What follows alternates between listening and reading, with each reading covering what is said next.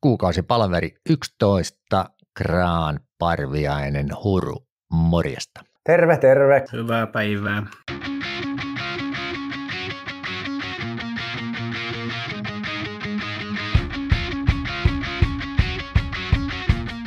Ostan asuntoja podcast, vieraina asuntosijoittajia ja vuokranantajia erilaisilla strategioilla, kokemuksilla ja näkemyksillä, joista saat uusia ajatuksia ja oppeja. Isäntänä Ali Huru. Asuntosalkunrakentaja.fi ostaa kokonaisia kerrostaloja ja neuvottelee diilejä isommista uudiskohdekokonaisuuksista ja pystyy tarjoamaan näistä sijoitusasuntoja suoraan omalle sisäpiirilleen alle markkinahintojen. Liity osoitteessa asuntosalkunrakentaja.fi. Oletko ostamassa sijoitusasuntoja ja haluaisit markkinahinta-arvion ostettavasta asunnosta? Pankkiarvio.fi on edullinen ja helppo palvelu tähän tarpeeseen. Täytät vain omat tietosi ja lähetät sinulla olevat dokumentit. Markkinahinta-arvion avulla saat näkemystä siihen, ettet maksaa asunnosta liikaa. Pankkiarvio.fi. IFin vuokranantajan vakuutuksen saat helposti verkosta. Laske hinta if.fi/vuokranantaja. Oletko ammattimainen asuntosijoittaja? Treko tarjoaa tulosperusteista ja kokonaisvaltaista asuntovarallisuuden hoitoa sekä neuvonantoa kiinteistöihin liittyvissä kysymyksissä. Treko.fi. treco.fi. Edellisen palaverin aiheita oli 3 pääotsikkoa. Käytiin pörssiyhtiöiden puolivuotiskatsauksia ja niistä arvioita, meidän näkemyksiä, mitä ne asuntosijoittajille ja yksityisille vuokranantajille voisi kertoa. Ja sitten oli kesän vuokrasesongin keskustelua jatkettiin ja 3. aloitettiin vaihtelemaan ajatuksia nopeasti laskeneesta 12 kuukauden Euriborista. Tänään taas kuukausipalaverin agendalla asialistalla isona kokonaisuuksena on 2 asiaa. Keskustellaan vähän siitä, että miten pitäisi tulkita luottamustutkimuksia ja ennustajapiristymistietoja, ja toisena aihealueena niin jatketaan tätä 12 kuukauden Euriborin laskukeskustelua, koska se on nyt tässä laskenut edelleenkin viimeisen 4 viikon aikana. Ensimmäisessä aiheessa otsikolla luottamustutkimukset versus ennustajapiristymiset, niin näitä ostopäällikköindeksejä ja suomalaisen tilastokeskuksen luottamuskyselyitä ja Suomen vuokranantajien barometreja. Muistakaa kaikki kuulijat siellä käydä vastaamassa, katsomassa sähköpostista. Ja siellä on barometrikysymys tulossa, että saadaan hyvät otannat ja sitten korkokäyrät, meripitusten korkokäyrien kertomat viestit versus sitten erilaiset ennustajapiristymiset. Eli siellä on ammattiennustajia ja lobbaajia ja tuntuu, että niiden niin kuin kyllästymiseen asti niin nämä 3 tärkeintä sijainti-sanaa niin on toivo, piristys ja nousu alkamassa. Eli tämmöisiä adjektiivihöysteisiä hengenluontispektaakkeleita on saanut seurata jo kohta 2 vuotta, että aina on jotain hyvää näkyvillä ja alkaa itse ainakin vähän kyllästyttää. Ja kirjoitinkin siitä oman näkemykseni ja muistutukseni siitä viime sunnuntain Ostan asuntoja blogiin, että tämä korkojen lasku tai asuntojen eurohintojen noususpekulaatiot, niin ne ei ole asuntosijoitustrategioita.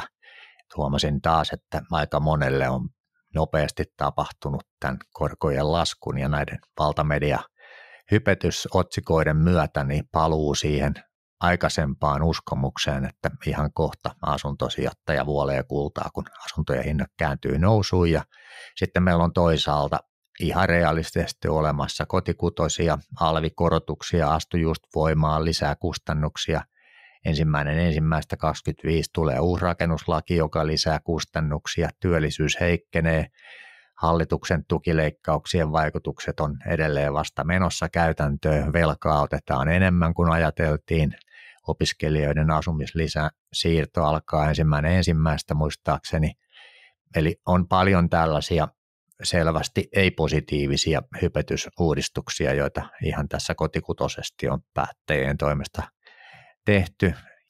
Mä pistin kuukausipalvelin osallistujille jakoon Osuuspankin asuntomarkkinakatsauksen. Mitäs ajatuksia tämä alustus ja Open katsaus on teissä herättänyt?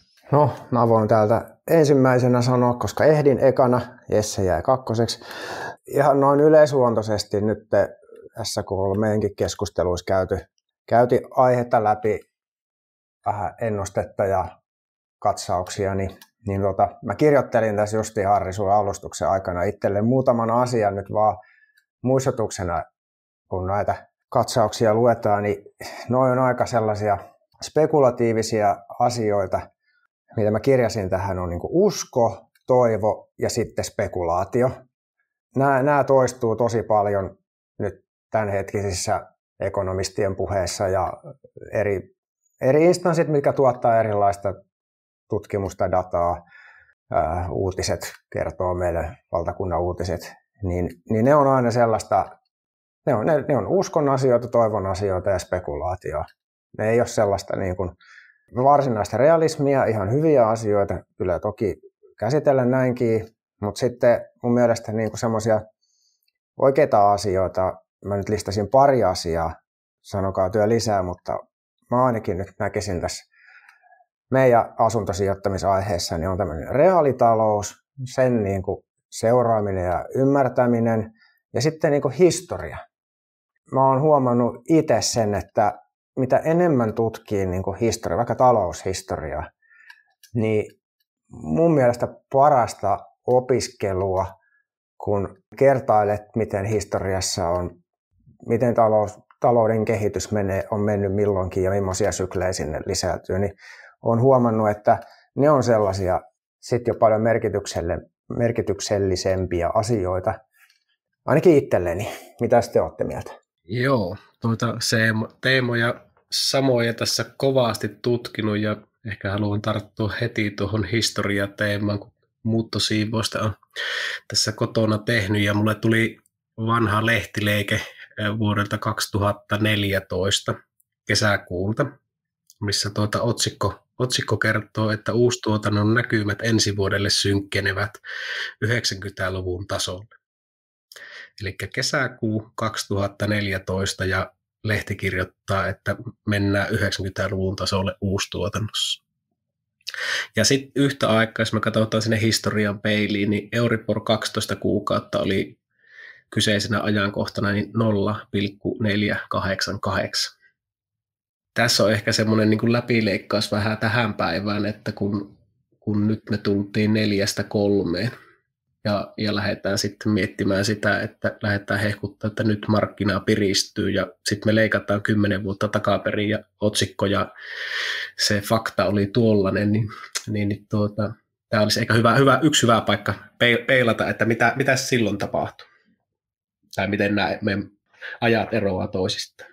No toi oli hyvä nimenomaan, miten ajat eroavat toisistaan, niin toi oli aika hyvä nosto sillain, että tämä on kuitenkin ihan niin kuin sillain 2014 on aika lyhyt aikajänne, mutta tarpeeksi pitkä kuitenkin miettiä, miten historiassa tapahtuu. Joo, minä voin muutaman ajatuksen tästä itseltäni antaa ja katsotaan, ollaanko me samoilla linjoilla vai näettekö tuo asiaa jotenkin toisin.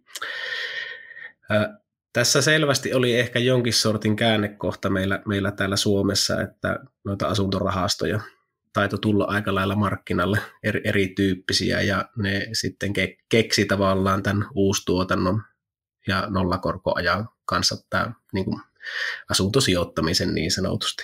Ja kyllä me sitten varmaan veettiin se 10 vuotta niin kuin aika kovin täysillä pyörillä tavallaan tämä kaksi yhtälöä, että sen aikaiset rakentamiskustannukset ja tuo nollalla alkava korkotaso niin ruokki tätä ja nyt kun tultiin tähän pisteeseen, että se yhtälön toinen osa, eli korko pomppasi ihan toiseen sfääriin, niin tämä yhtälö rikkoontui niin kuin kerrasta.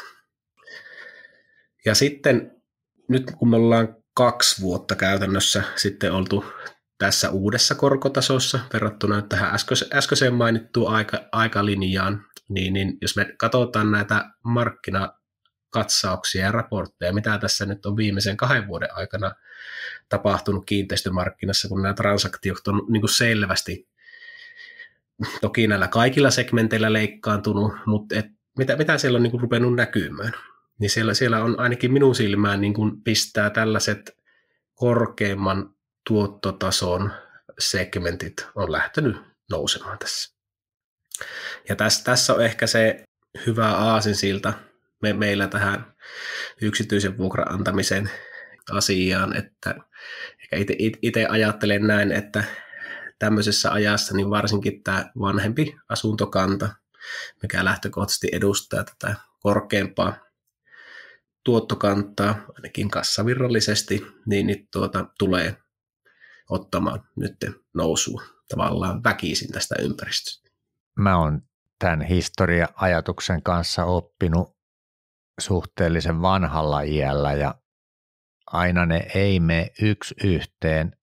Eli on tärkeää ensinnäkin noudattaa tätä Markuksen kehotusta, että katsoo sitä peruutuspeiliä, että miten nämä on aikaisemmin mennyt ja sitten muistaa kirkkaana pitää mielessä, että mitkä oli ne syyt ja minkälaiset oli ne asuntosijoittajan tärkeisiin asioihin, eli asuntojen hintoihin ja rahoituksen saatavuuteen ja vuokra-asuntojen ja omistusasuntojen maksukykyyn liittyvät asiat silloin, kun sitä historiaa peilaa ja mistä ne johtuu. Monta kertaa nämä historialliset tiedot, niin ne kyllä rimmaa, vaikka ne ei ihan samoista asioista aina löydy ne selitykset, että jos oli joskus pankit huonossa hapessa Suomessa 90-luvun alussa, niin sitten Suomessa ja Pohjoismaissa pankit oli niin hyvässä kunnossa, että sitten kun finanssikriisi tuli, niin ne olikin siihen sillä tavalla valmistautuneita, että se ei vienyt kaikkea happea pois pohjoismaisilta asuntomarkkinoilta, suomalaisilta asuntomarkkinoilta, vaikka USAssa olikin huutokaupat täynnä konkurssiin menneitä omakotitalojen ostajia. Ja että on tärkeää sitten vielä päästä vähän siihen, että pohtii, että mitkä ne syyt olisi ja mistä se nyt voisi tulla, mutta tärkeää on kyllä mun mielestäkin se, että ei ensimmäisenä oleta, että nyt kun korot on lähtenyt laskuun, niin tapahtuu se sama ilmiö, mitä tapahtui, että kohta ollaan taas nollakoroissa 5 vuotta ja sitten taas asuntojen nimellishinnat nousee huikeasti ja sitten taas pienemmällä ja pienemmällä porukalla on varaa omistusasuntoon ja sitten taas inflaatio on tosi pieni ja sitten taas kaikki lähtee rakentamaan ja ostamaan ja rakentamaan ja ostamaan kilpaan. Semmoiset oletukset, että näin vanha lähihistoria tulee toistumaan, kunhan saadaan nämä muuttujat samaan asentoon, mitä ne oli 3, 4, 5 vuotta sitten, niin minä en tiedä, miten tulevaisuus tulee kehittymään, mutta sen on oppinut, että ei kannata missään tapauksessa olettaa, että kaikki se, mikä oli, niin tulee taas uudestaan toistumaan samanlaisena. Joo, kyllä, eli vähän liittyen tähän sanaan spekulaatio, ja yhdistää toivoa sitten siihen edelliseen historiaan, koska ei asiat aina samalla tavalla mene, mutta on hyvä niin kuin opiskella sitä historiaa, että on joku pohja, että pystyy rakentamaan sitten omia ajatuksia ja sitten taas oman toiminnan ympärille, kun on niin kuin perehtynyt siihen historiaan, koska muutenhan mä oon ainakin itse huomannut, että sitten mennään aika paljon sellaisella, ei usko, ei toivo spekulaatio, enemmänkin sitten niin kuin mutulla. Toki se mutukin perustuu siihen, että mä itse seuraan niin kuin reaalitaloutta tosi paljon. Et nyt kun enemmän opiskellut historiaa, niin silloin tähän mutuun sitten taas ihan erilainen niin kuin vaikutus ollut, olen huomannut. Nämä ostopäällikköindeksit on sellaisia, joita monet sijoittajat seuraa. Kerätään teollisuuden ostopäälliköiden ja palvelualojen ostopäälliköiden käytännön tason kokemuksia, näkemyksiä siitä, että miltä heidän yrityksissä tilanne näyttää ja heidän markkinoilla näyttää. Ja sitten Tilastokeskus tekee suomalaisten osalta erilaisia luottamuskyselyitä ja raportoi niitä sitten ansiokkaasti ilman, että niihin väärennetään mitään poliittista tai loppausta tai omaa intressiryhmän spinnausta. Ja vuokranantajan barometrit on meille tuttuja, niistä me on tiedetty jo kautta aikojen, että siellä taloyhtiölainojen maksuvaikeuksien kanssa ei pitkäaikaiset kokeneet vuokranantajat isoissa massoissa ole eikä tule painiskelemaan. Ja joku voi sitten ajatella, että nämä tämmöiset luottamuskyselytutkimukset, että meihän ne perustu mihinkään, että kyllähän siellä keskusohjauspankissa ja keskusohjausyksiköissä, että kyllähän siellä se paras tieto on ja siellä on ne tohtoritason tutkijat ja hienot tietojärjestelmät, mutta kun se keskusohjaus on semmoinen paikka, että se on se, mihin viimeisenä se tieto kertyy sieltä paikalliselta markkinalta yksilötasojen päätöksinä erilaisiin positiivisiin ja negatiivisiin kulutus- ja investointi- ja asuntopäätöksiin ja asumismuotopäätöksiin liittyen, että nämä luottamuskyselyt on enemmän sellaisia, että ne ei välttämättä ole tieteellisesti, tietoteknisesti ja korkeakoulutetusti erilaisten kalkulaatioiden ja tasapainotuselementtien ynnä muiden matemaattisten ohjeiden pohjalta laadittuja, vaan enemmänkin siltä pohjalta, että miten ihmiset kokee luottamuksen omaan talouteensa ja naapureiden ja lähipiirin talouteen ja kuinka moni meinaa ostaa tai olla ostamatta autoa ja kuinka moni meinaa ostaa tai olla ostamatta asuntoa ja käydä rautakaupassa ostamassa remonttitarvikkeita, että mä en ainakaan itse väheksy näitä tällaisia indikaattoreita, jotka mun ajattelussa kertoo paremmin sitä lähitulevaisuutta ja tulevaisuuden kehitysnäkymiä, kun siellä on niitä ihmisiä, joilla on kenties lomautuksia tai kenties työpaikalla puhutaan siitä, että nyt ei mene yrityksellä niin kovin hyvin tai siellä on YT-neuvottelut päällä, että mä itse käytän näitä erilaisia indikaattoreita, indeksejä, luottamuskyselyitä sellaisina, että mä näen ne tulevaisuutta indikoivina tunnuslukuina, kun taas sitten sellaiset kuluttajahintatilastot, niin ne on tämmöisiä lagging-indikaattoreita, työllisyys-, työttömyystilastot, niin ne on jo niin kuin housuissa siinä kohtaan, kun se tilasto julkaistaan, että jos haluaa yrittää tehdä skenaarioita ja antaa niille todennäköisyyksiä, niin pitäisi enemmän käyttää tällaisia tulevaisuuteen peilavia kyselytutkimuksia, indikaattoreita kuin että katsoo ja riemuitsee ja näkee sitä toivoa ja uskoa ja piristystä ja luottamusta niissä tunnusluvuissa, jotka on huonoja, mutta aina sieltä löytyy sitten joku elementti, jonka voi kaivaa, että no tossa nyt näyttää hyvältä, että nyt lähtee. Joo, ja tuohon historiaan ja ehkä just tähän, että kun tuo omalla tavalla tuo minun edellinenkin kommentti viittasi enemmän tähän lyhyen näkymään, että mitä tapahtunee seuraavan 2 vuoden aikana, mutta sitten niin yhtä aikaa meidän pitää katsoa sinne pitkälle näkymälle ja siihen vaikuttaviin näihin erilaisiin indikaattoreihin, että meillä kuitenkin tässä hetkessäkin niin esimerkiksi tämä ulkomaalainen raha, mitä meillä kiinteistömarkkinaan tulee, niin sehän suuntautuu hyvin yksioikoisesti ihan yksittäisiin kaupunkeihin Suomessa. Kun tämä lumipallo taas sitten niin kuin pitkässä juoksussa juoksee, niin kyllähän se vaan väkisin kääntää näitä kaupunkeja sitten ihan omaa asentoonsa.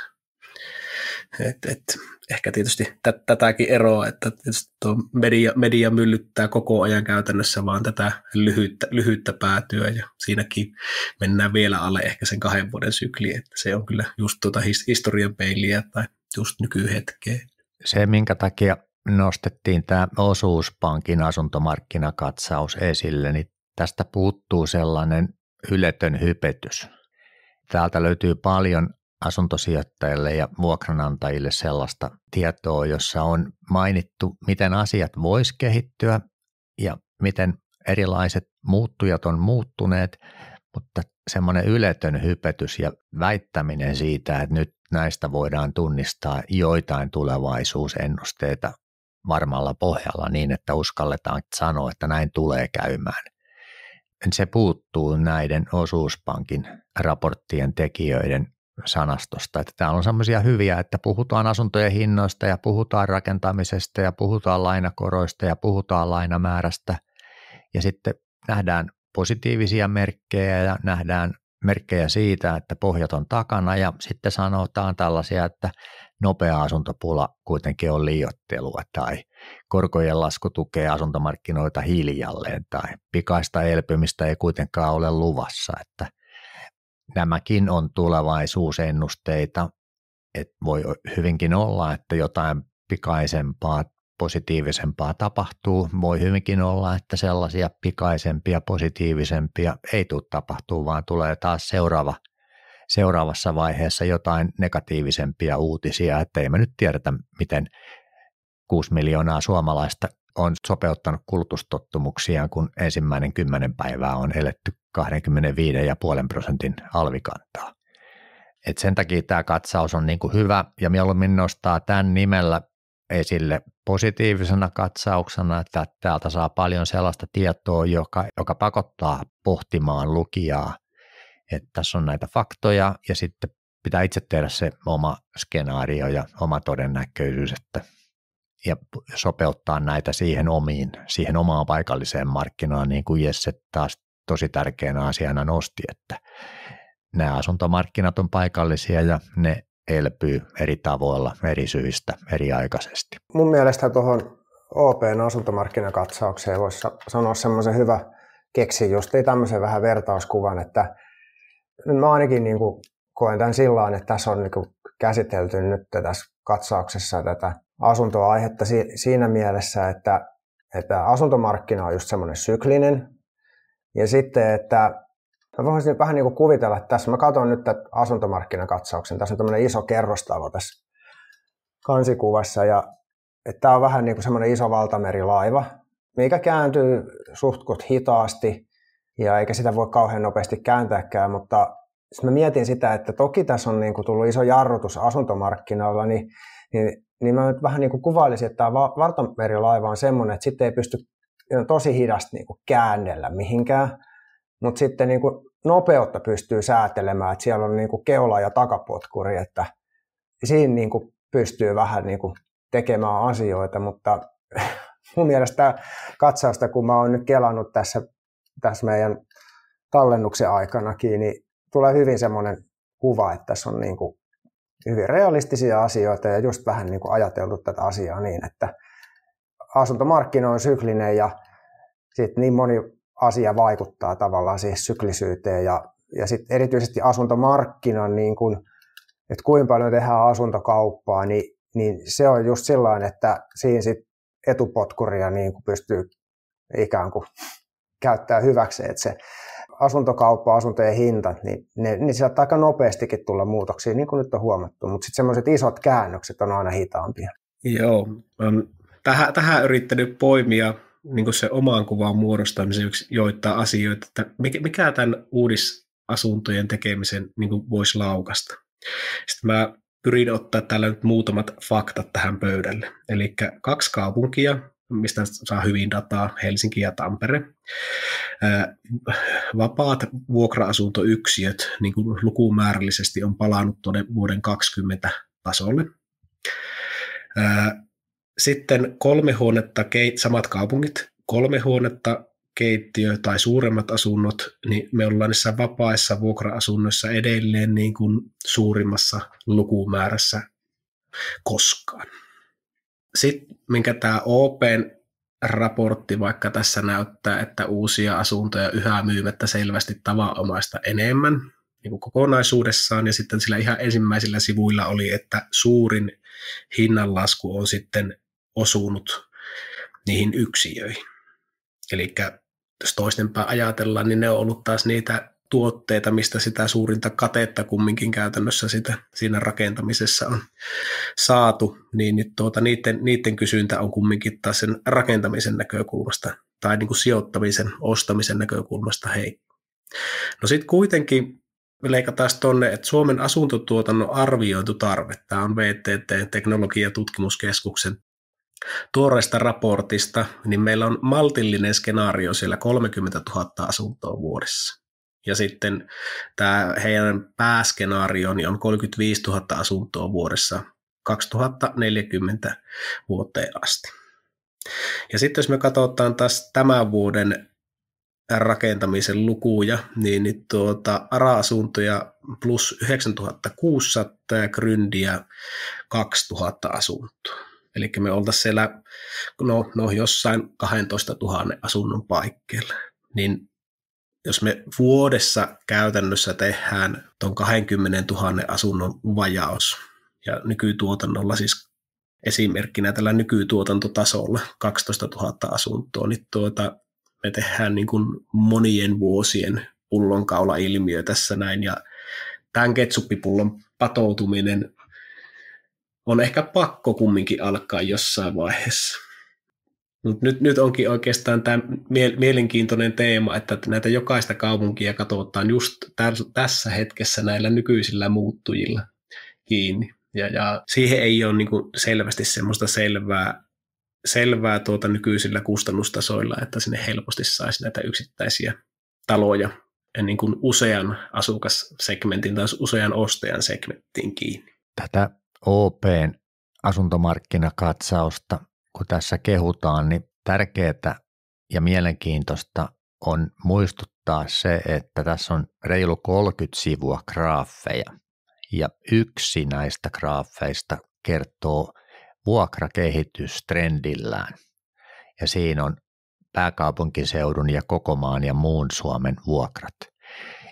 Ja meidän vuokranantajien ja osta- ja pidä-asuntosijoittajien kannalta kuitenkin meidän tulot ja asiakkaat on nämä vuokralaiset.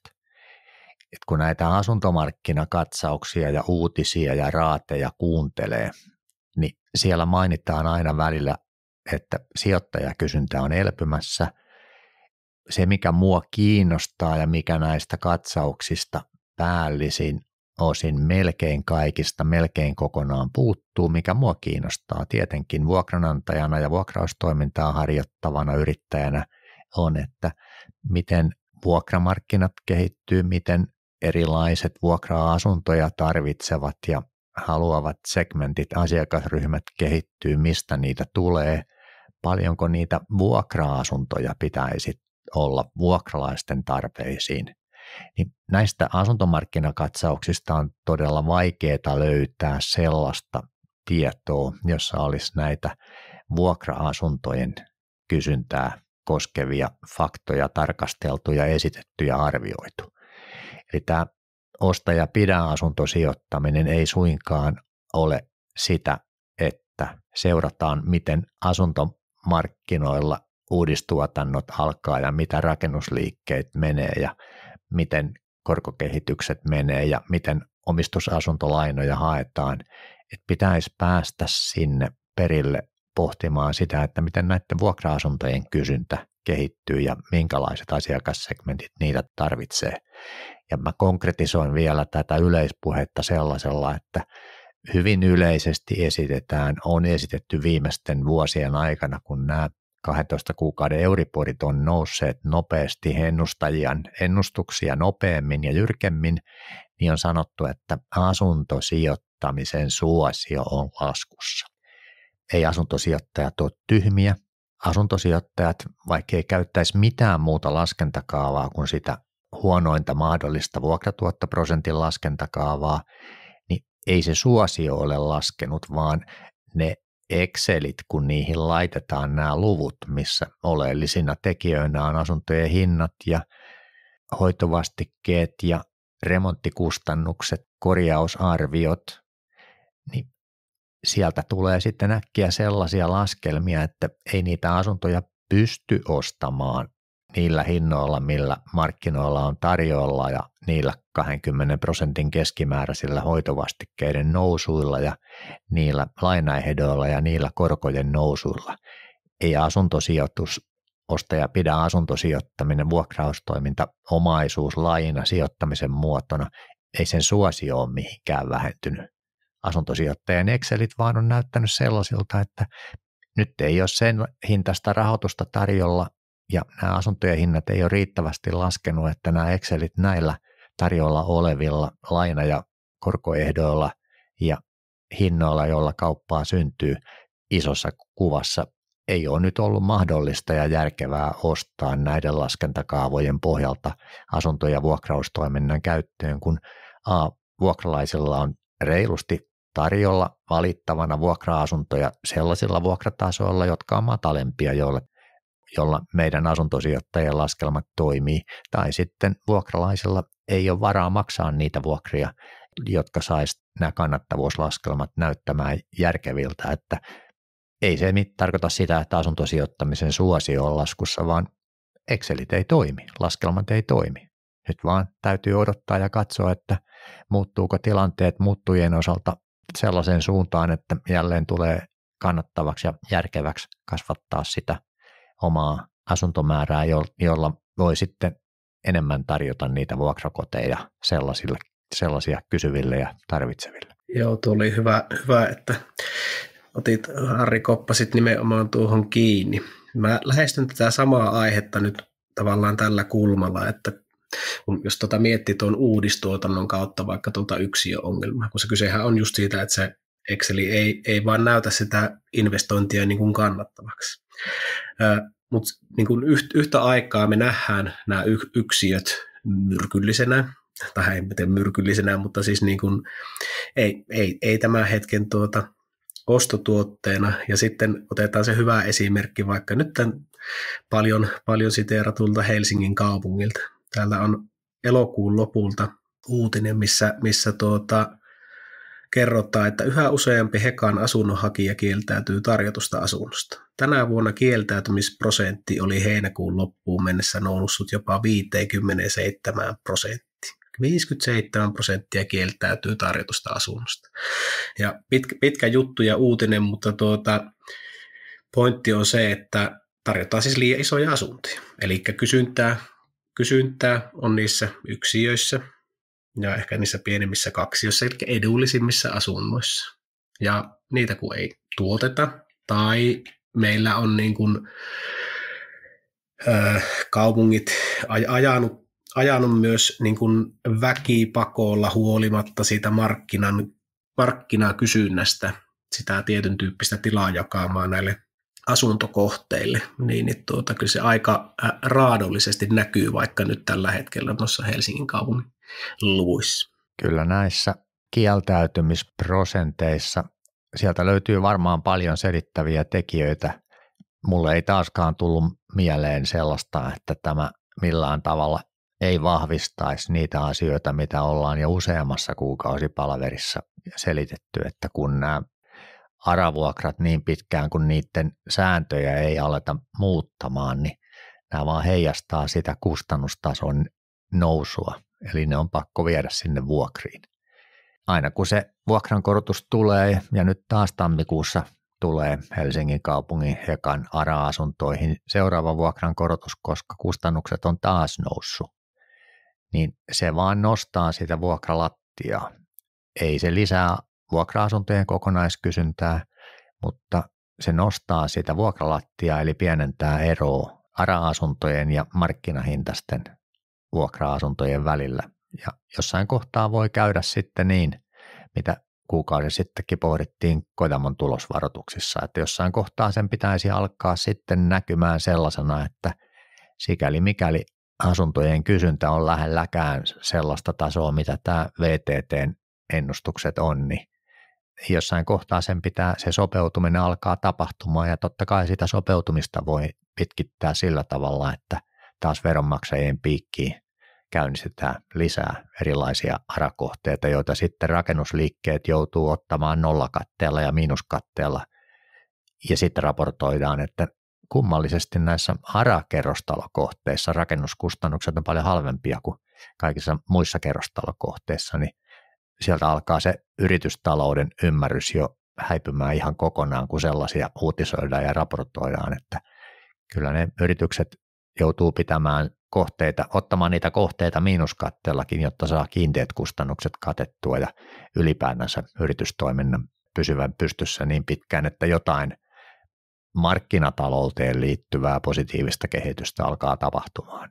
Ja mitä enemmän siitä ARAa tehdään, niin sitä enemmän siellä paikallisessa markkinassa on riski ja uhka siitä, että siellä se markkinatalouden edellyttämä sopeutuminen vaan siirtyy tai tapahtuu hitaammin ja hitaammin. Mulla on tähän aiheeseen yksi kyssäri teille. Te seuraatte enemmän myös pääkaupunkiseudun vuokrakehitystä nyt, kun on tämä ARA-aihe nousi esille. Olisin kyllä itsekin jo tästä jo halunnut mainita, mutta miten pääkaupunkiseudulla on mennyt nyt viime aikoina, sanotaan, että viime parin kuukauden aikana toi vuokrakehitys, kun mä oon täällä Lahdessa seurannut, niin tosiaan niin, hintaero ARA-toimija ja yksityisten toimijoiden välillä, niin hintaero vuokrissa ero on kasvanut. Mä oon huomannut, että yksityisten vuokranantajien niin vuokrapyynnit on pysynyt siis lievää nousua, mutta ei niin kuin mitään sellaista selkeää pompsua vielä tapahtunut, mutta sitten just nämä ARA-toimijoilla, niin niillä on kyllä niin kuin käyrät kääntynyt ylöspäin jo viime keväänä ja koko ajan niin kuin käyrä vaan pysyy siinä samassa asennossa, mutta tosiaan ne yksityiset vuokrahinnat on pysynyt kuitenkin sillä aika maltillisesti pienoisessa kasvussa. Mutta miten pääkaupunkiseutu? No, mä ehkä kommentoin niin kuin nimenomaan tällä hetkellä sitä tilannetta, että tämä niin kuin juuri nyt tämä vaan erkanee. Eli niin kuin me mennään ihan siihen asuntokohtaisuuteen kiinni. Minkälainen maksukyky ihan kokonaisuudessaan sillä asiakassegmentillä on ja mitä se asunto voi tarjota. Et se näkyy siinä asunnon kysynnässä ja se näkyy siinä niin kuin kyvyssä. Voidaanko sillä vuokralla jotenkin poiketa sitten siitä markkinasta. Ja mun mielestä tämä on varmasti tämän hetken rikkonaisen kiinteistömarkkinan teema. Mä en osaa vielä tässä kohtaa, kun opiskelijasesonki alkaa olemaan loppumaisillaan ja syksyn seuranta siirtyy siihen vaiheeseen, että kuinka nopeasti eri kaupungeissa tarjolla olevat vuokra-asunnot, kuinka nopeasti niiden määrät palautuu, jos palautuu, vai onko siellä sellaista kysyntää, joka pitää ne määrät aikaisempia syksyjä matalampina, kun tarjonta uudistuotannon puolella vähenee. Mä en osaa vielä tehdä johtopäätöksiä, mutta semmoinen yleisarvaus on, että kyllä se, mitä on aikaisemminkin puhuttu, niin ihminen sopeuttaa niitä menojaan, kun sen tulot pienenee, ja tästä menosopeutuksesta niin osa porukasta sopeuttaa sitten asumistaan vastaamaan mahdollisia tulojen pienentymistä ja sellaista luottamattomuuteen liittyvää epävarmuustekijää myöskin.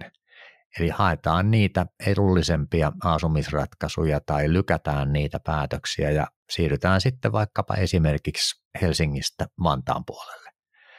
Siirrytään sillä tavalla, kun se mahdollista sen oman elämän työn tekemisen, opiskelemisen, politikoinnin, mitä ikinä sitten tekeekään, niin kannalta on suinkin mahdollista, niin haetaan sellaisia ratkaisuja, millä tavalla voidaan sitä omaa, jos ei saada tulotasoa kasvatettua, niin voidaan sitä omaa menopuolta sopeuttaa, ja asuminen on iso kustannus ihmisten arjessa, niin sitä asumista sopeutetaan mitä moninaisimmilla tavoilla, että jos halutaan Helsingin seudulla asumista jatkaa, niin jos se kipu tulee vastaan siellä menopuolella, niin ei sieltä nyt sitten välttämättä muuteta Lappiin eikä Jyväskylään eikä Tampereelle eikä Turkuun, mutta sieltä Helsingistä voidaan muuttaa Espooseen tai Vantaalle, jos siellä on tarjolla edullisempaa asumista. Joo, ja minä ehkä haluan vielä Markukselle tähdentää tuon, että nämä asunnot, missä itse on mukana tuolla pääkaupunkiseudulla, niin niiden keskipinta-ala on lähempänä 74.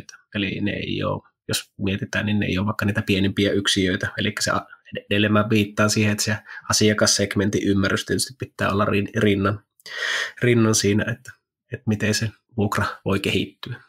Aivan, kyllä. Tuossa oli yksi Timo Aaron julkaisema tällainen tilasto, jossa oli työperäisiä maahanmuuttajia laitettu kansalaisuuden mukaan järjestykseen, ja en nyt ihan tarkkaan muista, mutta melkein kaikki työperäiset maahanmuuttajat tulee Aasiasta. Ja se, mitä mä nyt olen ymmärtänyt näistä erilaisista hakemuksista, kun ne hakee vuokra-asuntoja, niin niillä ei ole mitään sellaista lähtökohtaa, että pitää ehdottomasti pystyä asumaan yksin yksiössä, jotta on se yksityisyys, vaan niillä tuntuu olevan joko kustannussyistä tai sitten sosiaalisuussyistä se, että mielellään asuu yhdessä, vaikkei olisikaan pariskunta tai perhe. Vieläkään mä en ole nähnyt tästä sellaisia hyviä analyysejä, tutkimuksia, selvityksiä, että miten tämä työperäinen maahanmuutto vaikuttaa näihin asumisvalintoihin ja asuntojen kysyntään, että olisi mielenkiintoista, että sitä joku tutkisi ja joku erottautuisi näissä ennusteissaan ja tutkimuksissaan nimenomaan menemällä sellaisiin suuntiin, mitä muut ei tutki, että saataisiin jotain uutta tietoa jollain tavalla. Ukrainalaiset saa tilapäistä turvapaikkaa nopeutetulla prosessilla. Hyvin vähän näkee arvioita siitä, että erilaiset mahdolliset neuvottelutulokset, miten ne vois vaikuttaa siihen, että kuinka moni ukrainalaisista jättää Suomen nopeasti taakseen ja palaa. Sekin olisi tärkeä tieto niin, että siitä olisi edes jonkinmoinen kyselytutkimusarvio siitä, että jos tällainen joidenkin mielestä negatiivinen, joidenkin mielestä positiivinen kehitys on, että siellä tappaminen ja ampuminen ja räjäyttäminen ja erilaiset hiilidioksipäästöiset fossiilisen energian tulipalot vähenis, niin mitä se vaikuttaisi sitten suomalaiseen asuntomarkkinaan ja asuntojen tarpeeseen. Ja hyvin vaikea mullakin on sitten, kun mä oon yrittänyt sitä, ja kaikki, jotka mut tuntee, niin tietää, että mä oon 100% epärasisti, mutta kun yrittää saada ihan vain vuokranantajana ja asuntomarkkina-arvioita, skenaarioita itse päivittääkseen tietoa siitä, että miten nämä erilaiset maahanmuuttajat termin alle tulijat jakautuu erilaisiin työperäisiin maahanmuuttajiin, erilaisiin perheiden yhdistymisiin, paluumuuttoihin liittyviin maahanmuuttajiin ja sitten erilaisen tilapäiseen ukrainalaisille tarkoitettuun turvapaikkaan tai pakolaiskiintiöihin tai muuten vaan turvapaikkaa hakeneihin, niin en minä ainakaan onnistunut löytämään vielä yhtäkään tietoa siitä, että miten ne jakaantuu ja miten ne asettautuu eri puolille Suomea. Ja mun mielestä se olisi taas jälleen kerran todella mielenkiintoista ja arvokasta tietoa, kun miettii tätä vuokra-asuntojen kysyntää ja minkälaisia vuokralaissegmenttejä eri puolilla Suomea on kehittymässä ja muuttumassa, ja sitä kautta voisi sitten arvioida, että miten tulee näiden vuokra-asuntojen kokonaiskysyntä, tarjonta, tasapainot kehittymään. Vaikeaa on löytää tietoa. Joo, mulla tuli tästä mieleen, että Harri, sullahan on OVV-sponsorina, että laittaisi kyselykierros siihen, ne kuitenkin vuokraa aika paljon asuntoja ympäri Suomea, niin pystyisikö ne yhtään jeesiin, saisiko niiltä jotakin ajatusta tähän kyssäriin, että minkälaista tuommoinen työperäinen maahanmuutto, minkälaista asumista he käyttää? Kyllä mulla on tarkoituksena säännöllisin väliajoin sekä asuntopehtorin että OVVn toimijoita haastatella, että sitä kautta saataisiin sellaista paikallista lisätietoa, mutta todennäköisesti heilläkin on samanlainen ongelmatiikka, että tällaista jollain tavalla luotettavaa paikallista dataa ei ole saatavilla, että moni on hyvin varovainen, niin kuin mäkin olen varovainen, että tiedän, että en osaa tulevaisuutta ennustaa, niin hyvin varovainen on kertomaan siitä, että miten tulevaisuus tulee kehittymään, mutta olisi mukava saada siitä edes sellaista toteutumadataa, ja sitä on vaikeaa, niin niilläkin voi olla vaikeaa sitä saada. Joo, se on. Mä itse kirjoittelin heti tuohon alle omia ajatuksia tuosta, koska sama asia on paljon miettinyt ja myös tunnistanut tämmöisen niin kuin ihan selvän asiakassegmentin meillä tähän niin kuin vuokra-antamiseen, ja kolme bullettia laitoin itselle. Yksi on koulut, sitten on nämä Migrin eri toimijat, ketkä avustaa tässä maahanmuutossa, ja sitten tuli heti mieleen, mulla tässä yksi ystävä toimii tuolla TEn alla muistaakseni, niin tämmöisenä niin kuin sanaa katosi päästä, mutta niin kuin, siis kotouttajana. Eli se hakee tähän niin kuin yhteiskuntaan näitä, ja että mistä pääsee sitten opintoihin tai työelämään kiinni, niin nämä on kumminkin niitä, vaikka ei olekaan vuokraantajia, niin nämä on ehkä enemmän vastaisi siihen kysymykseen, että mikä se ajatus siitä jatkosta on. Sitä haluaisi kyllä niin kuin peilata. Siirrytäänkö päivän agendan toiseen kohtaan? Suosittelen tätä Osuuspankin asuntomarkkinakatsauksen kaivamista kaikille vuokranantajille yhtenä osana erilaisten tutkimusten seuraamis- ja lukemispakettiin, jotta voi sitten tehdä itse niitä omia paikallisia skenaarioita ja päivittää niiden todennäköisyyksiä ja johtopäätöksiä, että onko siellä omassa toimintakaupungissa tai toimintakaupungeissa minkälaisia näkymiä. Niin. Suomen vuokranantajat vierelläsi jo 25 vuotta. Suomen vuokranantajien jäsenenä apunasi ovat omat juristit ja ekonomisti. Tarjolla on maksuton lakineuvonta, etuja, työkaluja ja kattava tietopankki. Jäsenyyden on valinnut jo yli 30 000 asuntosijoittajaa. Valitse sinäkin luotettavaa osaamista vuokraustoimintasi tueksi. Liity vuokranantajat.fi. Naapurikodit ostaa kokonaisia kiinteistöjä, jalostaa niistä viihtyisiä koteja ja jää omistajaksi nostamaan taloyhtiön arvoa. Osa asunnoista tarjotaan ostettavaksi. Haluatko asuntosijoittajana mukaan? Lue lisää naapurikodit.fi. Hoida kohteidesi ja vuokrasuhteidesi elinkaaren hallinta kasvavan asiakasjoukon tarpeiden pohjalta jatkuvasti kehittyvän Flatkon avulla. Lisäksi Flatko tarjoaa taloyhtiöille modernit etäluentapalvelut sisältäen muun muassa huoneistojen vedenkulutuksen ja palovaroittimien kunnon seurannan. Yksityinen vuokranantaja voi käyttää Flatkon perustoimintoja maksutta ja lisäpalveluja joustavasti tarpeen mukaan. Johtava vuokranantajan verkkopalvelu flatko.fi. Asuntosalkunrakentaja.fi-sivustolta löytyy artikkeleita asuntosijoittamisesta sekä ilmaiseksi ladattava Näin sijoitat menestyksekkäästi asuntoihin e-kirja. Liity osoitteessa asuntosalkunrakentaja.fi. Toinen aihe, joka suinkaan ei ole irrallinen aihe siitä, mistä ollaan jo tähän asti pitkällisesti puhuttu, on tämä 12 kuukauden Euribori. 4 viikkoa sitten se oli 3,148, eilen 11.9.2024 noteraus oli 2,960, eli 4 viikossa 0,188 prosenttiyksikköä pudotusta tähän suomalaisten yleisimmin käyttämään asuntolainan viitekorkoon 12 kuukauden Euriboriin. Ja tuossa muutama päivä sitten niin Mario Whatever It Takes Draghi oli 2011-2019 EKP:n pääjohtaja, joka painoi korot keinotekoisesti nollaan pitkäksi aikaa ja sitten toimi vielä tunnetusti talouskurittoman Italian pääministerinä 2021-2022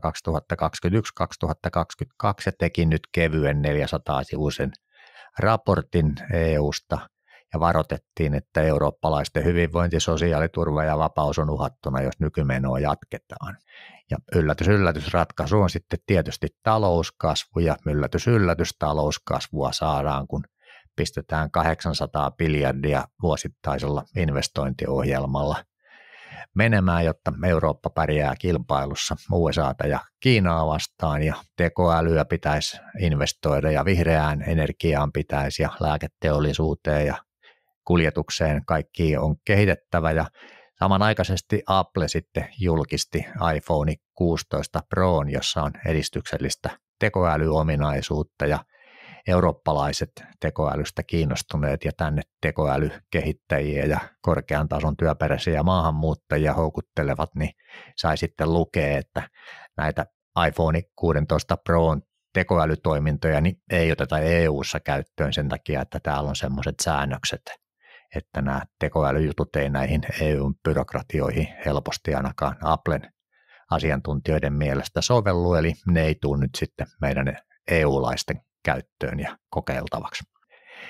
Me jo viimeksi puhuttiin 12 kuukauden Euriborin laskusta ja taas on menty 4 viikkoa eteenpäin, niin mitäs lisäajatuksia tämä 12 kuukauden Euribori, joka monen ennustajan grafiikasta poiketen, niin se edelleenkin laskee jyrkemmin ja nyt kun tätä puhutaan, niin en tiedä vielä tämän päivän noterausta, mutta 6 peräkkäistä arkipäivää, niin se on joka päivä laskenut, niin onkohan nyt kysymys siitä tavasta, että jotkut kertoo tätä asiaa, että tämä laskee sen takia, että odotukset EKP:n syyskuun ohjauskoron laskusta kasvaa ja sen takia tämä 12 kuukauden Euribori laskee, tai sitten on tällaisia huruukkoja, jotka kirjoittelee ja blogeihinsa ja puhuu ääneen, että voisiko kysymyksessä sitten kuitenkin olla sellainen, että tämä 12 kuukauden Euriborin ennusteita jyrkempi lasku kertoo nopeammin heikentyvästä taloudesta.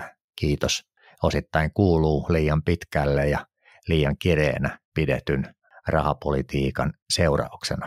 En pistänyt sanoja teidän suuhunne, kertokaa ihan omia näkemyksiä ja ajatuksia siitä, että miten te seuraatte tätä 12 kuukauden Euriborin laskua. No, mä voin täältä kertoa omia ajatuksia ensin. Tosiaan, kyllähän tässä on sellainen miettiä, että tämän Euriborin lasku nopeeseen viikkolaskuun, kuukausilaskuun, niin varmasti on, niin kuin, on oikeasti sillain niin kuin herätty siihen tiukkaan rahapolitiikkaan ja kyllä mä veikkaan, että tässä voi olla vähän semmoista vaan olettamusta ja lietsontaa nyt tämän tulevan korkokokouksen tiimoilta, että se on vaikuttanut tuohon 12 kuukauden Euriborin laskuun, että veikkaisin, että täällä on vähän niin kuin molempaa nyt seassa ja itse ajattelen tota asiaa edelleen ihan samalla lailla kuin ennenkin, että rahapolitiikka on enemmänkin, mikä tähän vaikuttaa, mutta tosiaan, että sen verran paljon on taas ollut otsikoissa tämä aihe, että en menisi yhtään niin kuin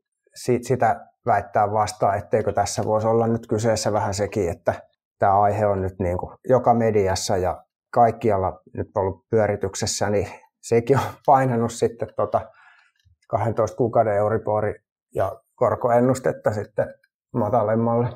No, mun ajatukset näin niin kuin nopeasti kerrattuna. Joo, minä olen ehkä lähestynyt enemmän tätä ihan puhtaasti tavallaan tähän asuntomarkkinaan niin kuin viitaten, että kun laitto yhteen, että nyt kun 9. päivä painuttiin siihen alle 3% 12 kuukauden Euriboriin, mikä meillä on edellisen kerran ollut siis tosissaan 16. päivä 12.22.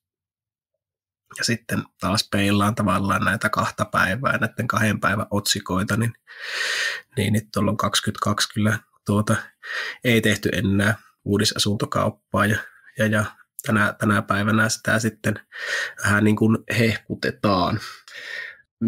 Minkä ehkä tuohon niin kuin haluaa nostaa kiinni, niin kyllähän tuo kuitenkin tavallaan tämä alaspäin tällä hetkellä matkaava korkotaso niin tahtoo vaan ottaa sen, että jos näitä tulevia investointeja haluaa lähteä sitomaan ja käyttää näistä ennusteista ja näkymistä huolimatta vaikka niitä kiinteitä korkoja, niin kyllä tämä tähän asuntosijoittajan laariin voi edelleen toimia, että sä oot aiemminkin jo tehnyt sun laskelmat pohjannut siihen, että sä hyödynnät 3 tai 4 pinnan niin kuin kokonaiskorkoja, niin kyllä mä luulen, että tässä on aktivoitunut sitten pitkäjänteinen porukka sitten näillä korkotasoilla. Ja siitä ehkä niin kuin erityyppisiä viitteitä sitten on nähnyt tuolla, että kun vaikka tiukasti hinnoiteltuja asuntoja on tullut markkinaan, niin ne on kyllä niin kuin 24 tunnissa hävinnyt tuolta markkinasta.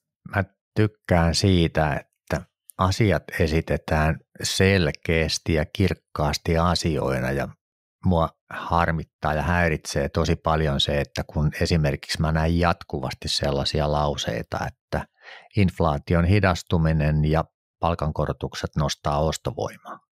Ja sitten kun mä sanon, että inflaatio ei muuten nosta ostovoimaa, että kannattaa Suomen Pankin nettisivulta käydä katsomassa inflaation määritelmä, niin se ei kerro, että inflaatio nostaa ostovoimaa. Ja sitten vastauksena tulee, että mutta kun palkat nousee, niin kyllä se ostovoima siitä paranee.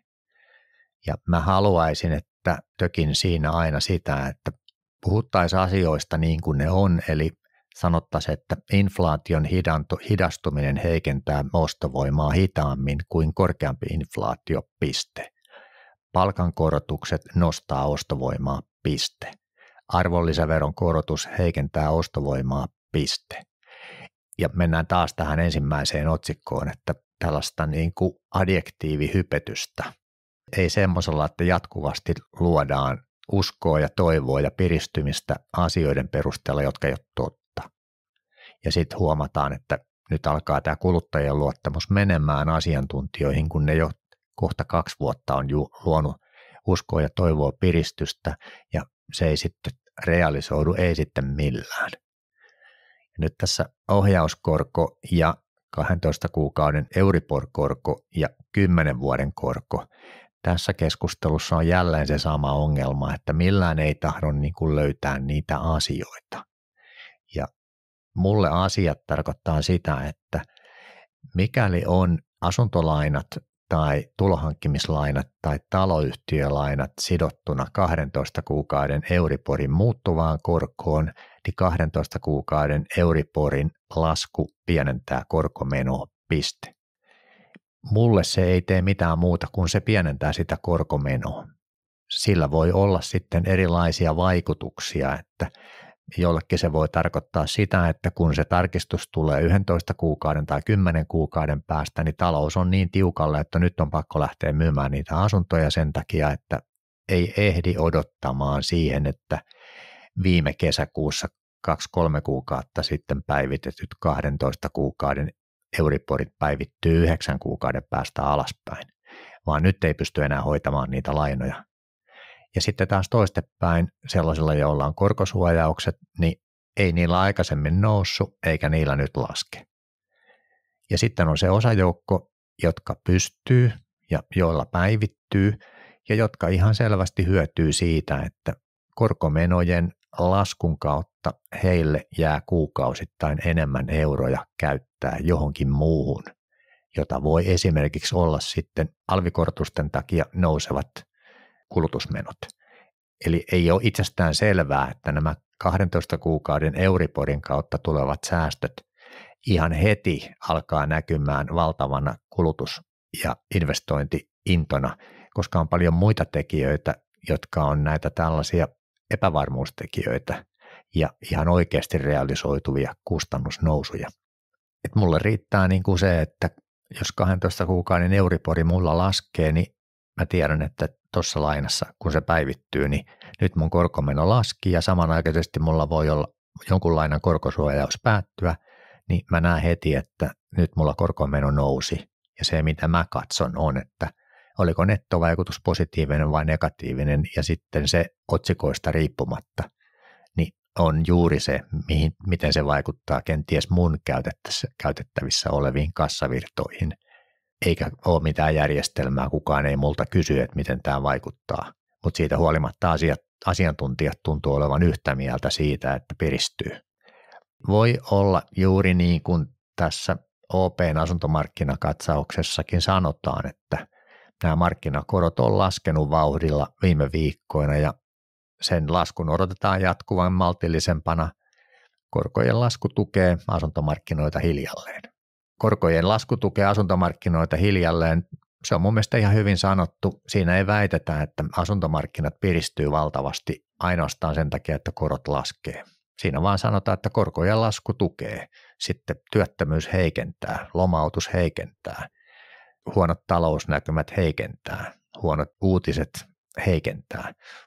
Eli sillä tavalla pidetään niitä asioita niin kuin erillään, eikä tehdä sellaisia johtopäätöksiä, että inflaatio hidastuminen parantaa ostovoimaa, kun se laittaa samaan lauseeseen palkankorotusten kanssa. Mulla on oikeastaan teidän molempien kommentteihin oma ajatus on nimenomaan se, mitä Jesse sanoi, että niin kiinteiden korkojen hinnat rupeaa olemaan tietyille toimijoille just tällä hetkellä sillä tasolla, että ne rupeaa tekemään investointeja.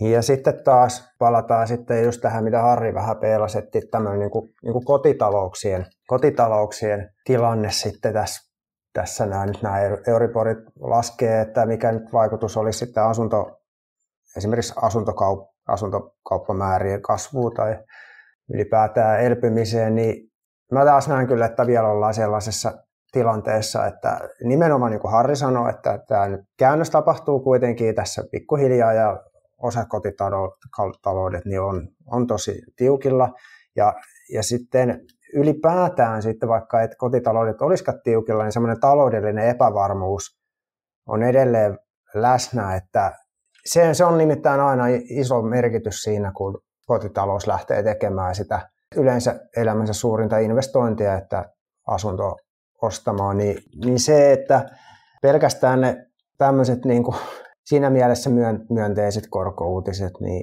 ei ehkä ole sitten kuitenkaan vielä sillä laukaiseva tekijä siihen, että alkaisi niin kuin asuntokauppamäärät selkeästi lisääntymään, mutta tosiaan tuolla niin vähän niin kuin tuollaisessa instikkapuolella sitten, niin varmasti liikehdintää tapahtuu, kun tosiaan noin kiinteiden korkojen tasot rupeaa olemaan sellaisia, mitkä on osalle ollut jo ihan niin kuin jo aikaisemminkin tuttuja.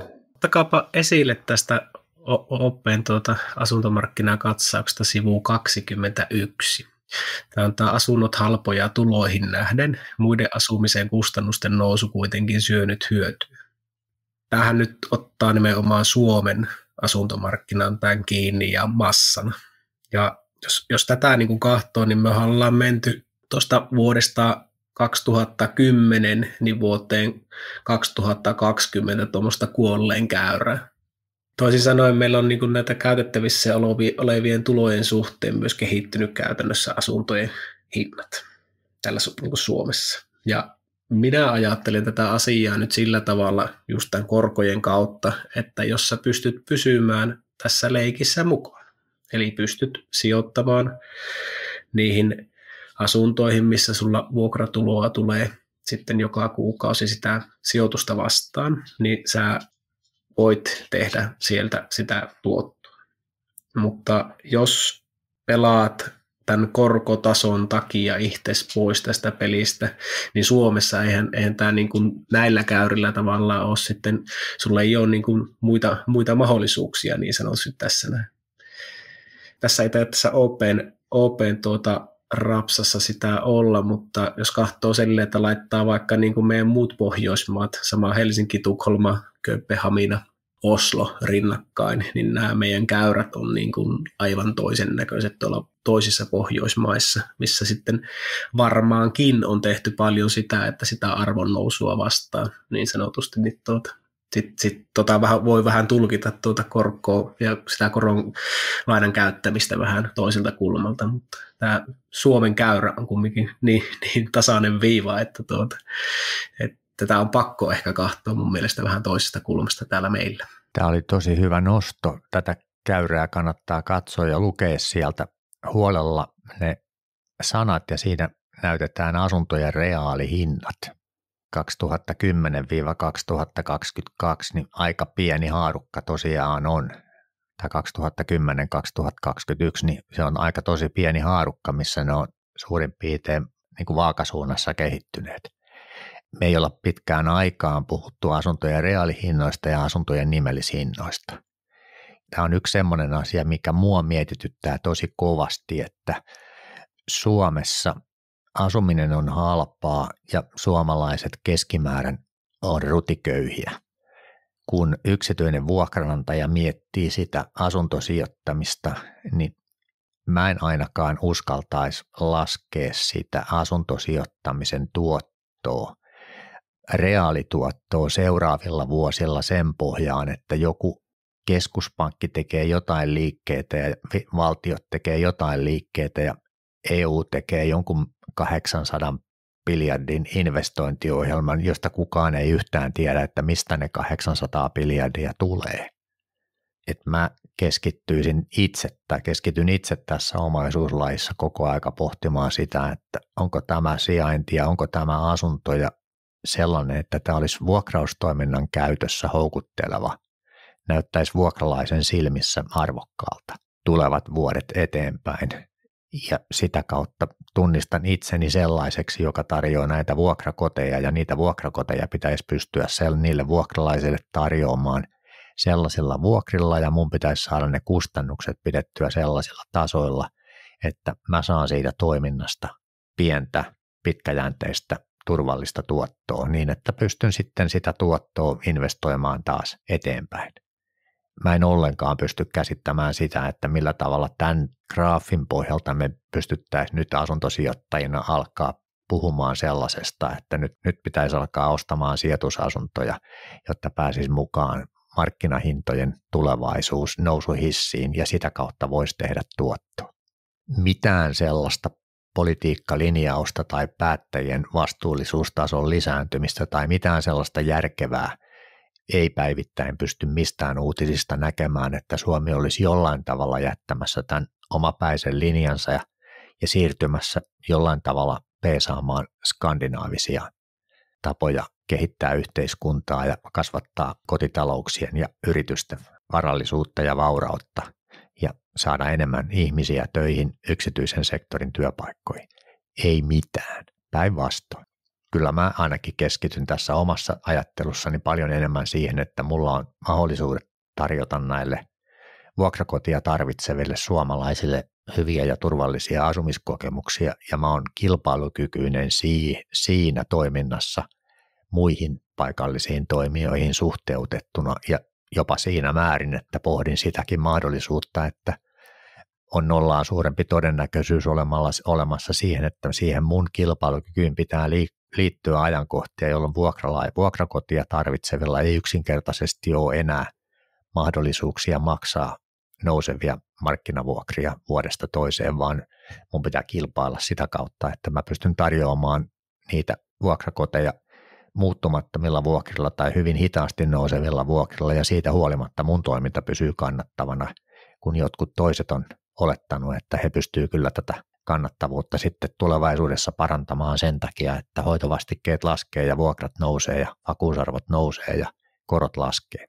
Mä en uskalla pelata sitä tulevaisuusennustepeliä tällä pohjalla, että nämä automaattisesti kaikki muuttujat kääntyy hyviin suuntiin tavoilla, joihin mä en itse voi vaikuttaa. Joo, Harri, pitäisi kehitellä semmoinen joku kiinnostavuusindeksi, koska itse kanssa ajattelen hyvin pitkälti samalla tavalla siinä, että mistä niitä asunto-ostoja tekee, eli en kanssa niin kuin hirveästi sitä hinnan reaalikehitystä ota huomioon, mutta se, että pystyy just tarjoamaan semmoisen tosi hyvän vuokrakodin hyvältä sijainnilta, mikä on kiinnostava alue.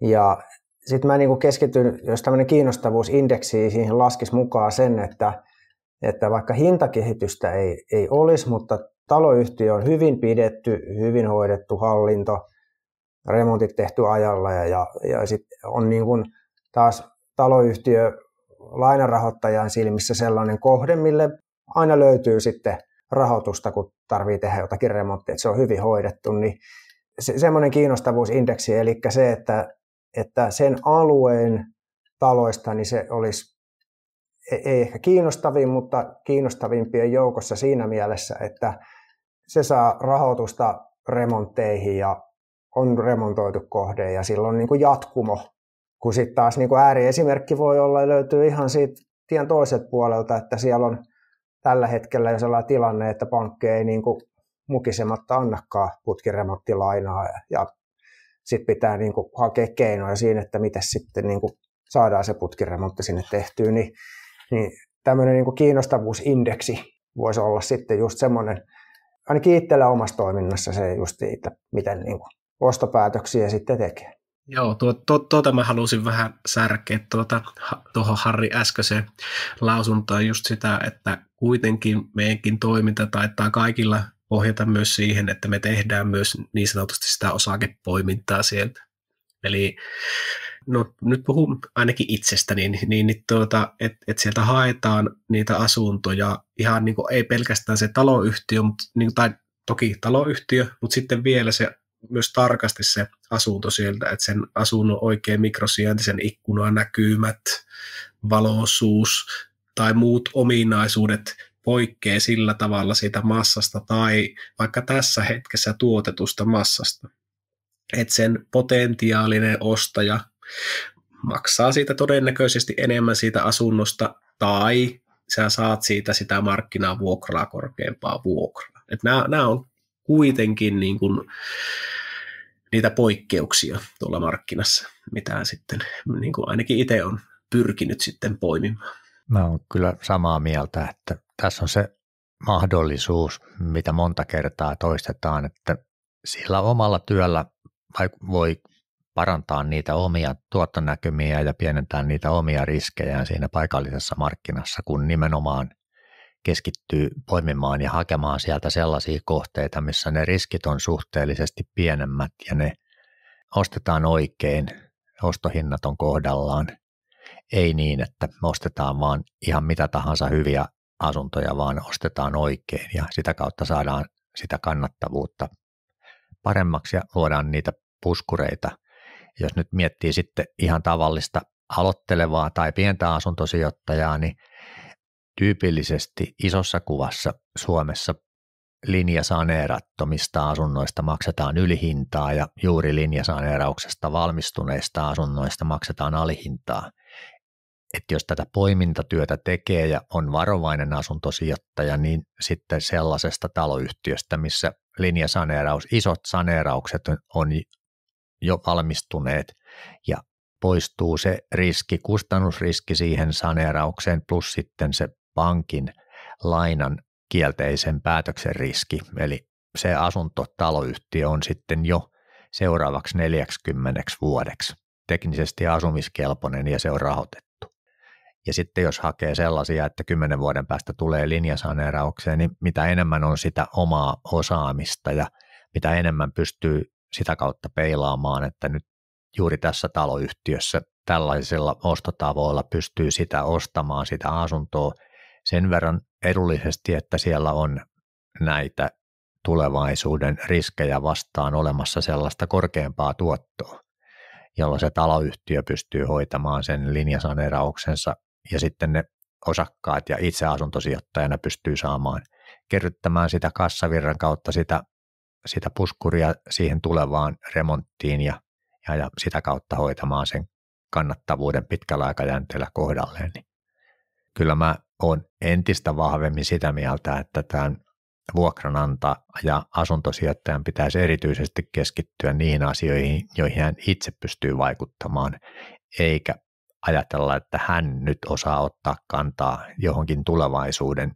spekulatiiviseen, positiiviseen kehitykseen sen takia, että valtamediassa joku muukin kertoo ihan samanlaista tietoa, että ihan kohta lähtee, että on toivoa ja uskoa ja luottamusta ja piristymistä, niin kyllä mä tekisin kovasti töitä siellä paikallisesti löytääkseni sellaisia hyviä, ihan aidosti hyviä asuntosijoituskohteita, että jos ostaa linjasaneeratusta taloyhtiöstä huonokuntoisimman, peruskuntaisimman asunnon, jolle kysyntää on vuokralaissegmentissä, niin siinä on niitä mahdollisuuksia omin käsin ja omin teoin vaikuttaa siihen, että on potentiaalia tulevaisuudessa ja riskit on pienempi.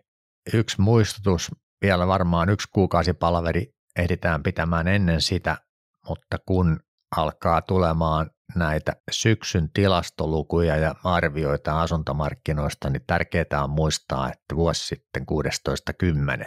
tuli hallituksen päätöksellä varainsiirtoveropäätös, eli että ensiasunnon ostajat tuotiin varainsiirtoveron piiriin 1.1.2024 alkaen. Ja ainakin 2 suurinta suomalaista asuntolainottajaa, Nordea ja OP, poisti lainan järjestelypalkkion siinä samassa yhteydessä viime vuoden loppuun asti. Tässä on sellainen, että loppuvuoden loppuvuoden 2024 tilastovertailut loppuvuoteen 2023, niissä täytyy muistaa noudattaa vieläkin suurempaa varovaisuutta sen suhteen, että siellä on tällainen poikkeuksellinen markkinahäiriö hallituksen toimenpiteiden ansiosta viime vuoden vertailulukuina.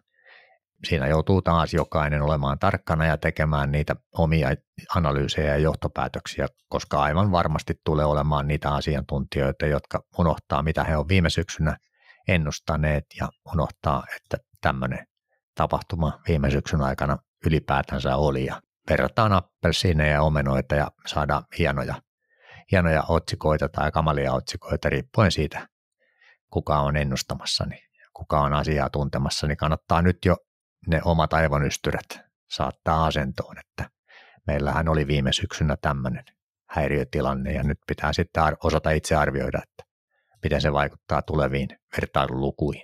Mitäs vielä? Edeltävät lauseet oli jo melkein hyvät loppukaneetit, niin jäi odottamaan vihkoa aika hyvin tyhjennetty kyllä tällä hetkellä päivän agendoista niin sanotusti. Onko Markuksella? Ei, mulla on vetänyt kaikki tästä mun vihkosta yli, paitsi se Jesse, kun mainitsi, että isompia asuntoja valmistuu enemmän ja sitten, että puhuit just siitä, että olette vuokrannut niitä nyt sillai kimppa-asunnoissa. Mutta muuten mä vedin täältä kyllä kaikki yli ja tuli ihan hyvin pyöriteltyä taas noita aiheita. Joo, minä ehkä korjaan Markus eli ei olla vuokrattu niitä isompia asuntoja kimppa-asunnoiksi, vaan peilasin ehkä nyt tuosta Kuopio-asuntomarkkinaa siis sillä, että ei ole myyty, vaan niitä on niin kuin lähtenyt vapailta markkinoilta niin kuin asuntoja pois. Eli epäilen kovasti, että tässä on ollut se tilanne, että kun ei ole ollut niitä edullisimman pään yksiöitä tarjolla, niin siellä on opiskelijat mennyt yhteen ja vuokranneet porukassa kolmioita. Eli niitä on niin radikaalisti enemmän hävinnyt tuosta markkinasta. Tämä on se minun teesi oli siinä. Mulla on yllätys vielä yksi lisäys, jolla haluan näitä omia kommenttejani loiventaa tai tarkentaa. Eli nyt on kuitenkin asuntomarkkinoilla Suomessa asuntosijoittajien, vuokranantajien salkuissa sellaista tilannetta, että näiden maksuvaikeuksien takia pakkomyyneiden yksityisten vuokranantajien osuus on erittäin pieni sekä niin kuin me tiedettiin se jo vuokranantajien barometreistä aikoja sitten, niin nyt Suomen Pankkikin osaa sen jo tilastoissa kertoa. Eli me ollaan kaikki lyhennetty meidän tulohankkimislainoja jo 3 vuotta tai ollaan niitä lyhennetty ja käsitelty nämä korkeammat 12 kuukauden euriborit. Eli meillä alkaa olemaan ihan oikeasti kyllä sellainen tilanne, että meidän lainapääomat on pienentyneet, että jos ei ohjauskorot muuttuisi yhtään mihinkään ja 12 kuukauden euribori taas nousisi sen takia, niin meillä on pienemmät pääomat, mihin ne korot kohdistuu. Ja sitten jos nämä korot jatkaa tästä laskuaan, niin sitten nämä laskevat korot kohdistuu meidän pienempiin pääomiin, eli sieltä tulee tuplapuustivaikutus. Meidän ison massan kassavirtoihin näillä tulee ehdottomasti olemaan positiivinen vaikutus isossa kuvassa, mikä tarkoittaa taas sitä perinteistä asuntosijoittajan muistisääntöä, että hyviä sijoitusasuntoja on pääsääntöisesti aina vaikea ostaa. Se johtuu joku siitä, että on noususykli ja asuntojen hinnat nousee ja tuottoja ei sen takia saa helposti ilmaiseksi näyttämään huippuhyviltä, tai sitten rahoituksen saatavuus ja ehdot on sellaisia, että vaikka hyvän kohteen löytäisi, niin sellaista hyvää rahoitusta siihen, mihin tottu silloin, kun oli se noususykli, niin nyt sitä ei olekaan enää saatavilla. Eli erityisesti sellaiset asuntosijoittajat, jotka on tähän asti pystyneet hoitamaan ja näitä lainojaan, lyhentäneet pääomiaan, hoitaneet korkojaan, niin sikäli mikäli tässä vielä näiden korkojen laskun myötä alkaa käymään niin kuin tyypillisesti jollain aikajänteellä käy, että näihin korkoihin hyvin herkkä omaisuuslaji ja asunnot, niin niiden hinnat lähtee nousemaan, kun kysyntä lähtee nousemaan sen takia, että sillä kuukausittaisella lainahoitomenolla, niin sillä saa taas enemmän asumista, niin sitä kautta meillä on sitten jonkinlaisia positiivisia näkymiä olemassa ja sitten pitää niitä tasapainottaa siihen, että miten markkinavuokrat kehittyy ja miten hoitovastikkeet kehittyy ja sitä kautta löytää jälleen kerran niitä hyviä vuokrakoteja, asuntosijoituskohteita, niin kuin asuntosijoittajat on vuosikymmenestä toiseen aina löytänyt. Hyvä tiivistys. Jälleen kerran suurkiitos Markus ja Jesse. Mä olin odottanut jo tätä meidän keskusteluhetkeä viikonpäivät, että sain teidän näkemykset tähän mukaan. Kiitos taas jälleen kerran. Kiitos. Kiitos paljon. Sinustako flippaa ja alekoodi flippaa. Asuntosijoittamisen lumipalloefekti, alekoodi, tavoite. Asuntosijoituskirja.fi